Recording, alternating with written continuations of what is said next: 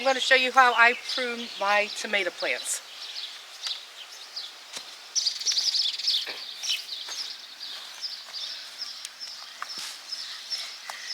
We only need about half of the foliage here. So you're going to start down at the bottom and we're going to clip everything off.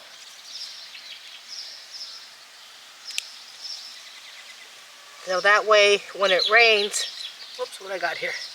When it rains, the water doesn't, you get diseases and stuff that can come up. So we're going to do that.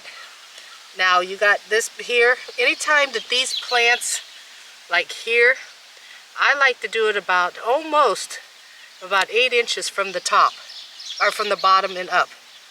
I clip all this out of here.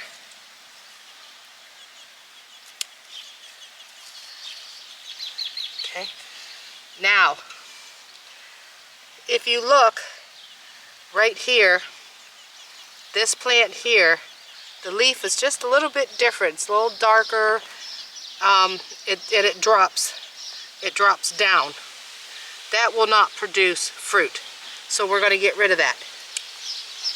And there's another one right here. This one will not produce fruit. So if you see them also, you'll see them where they'll drop down like this.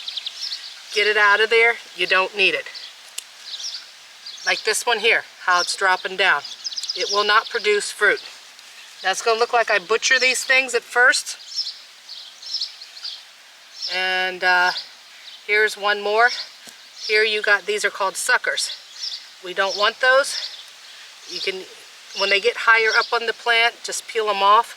But this plant here is one of your first leaves that came in. Get rid of it. Okay, there is our plant.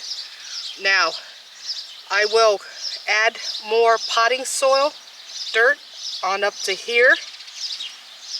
So it gives the stem more stability. And this will bush out. Now all the growth is not going into these leaves. It's all going to grow and produce more leaves and more flowers. Now after your plant gets about a month after, toward the end of the season, any blossoms you get at the top of the plant, cut them off because they're not going to have time to be harvested by the end. And so all that energy can go into what tomatoes are already there. All right. You want them bottom leaves off so that way they're not touching the ground. So when it rains, water hits and it splashes up and you can get some fungus and diseases on your plants. Now I will go back, I will add more potting soil up to here, and then I will take grass clippings and pile it all around so that way when it does rain, if anything splashes up, this will help protect it, the grass clippings. And the grass clippings will hold moisture into the ground also for your plant. This is what your plants should look like.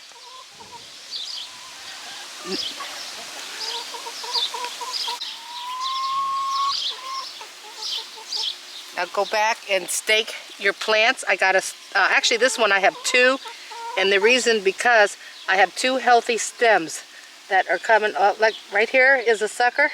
We don't want it. I don't have my clips with me right now, but I'm going to go ahead and take it off.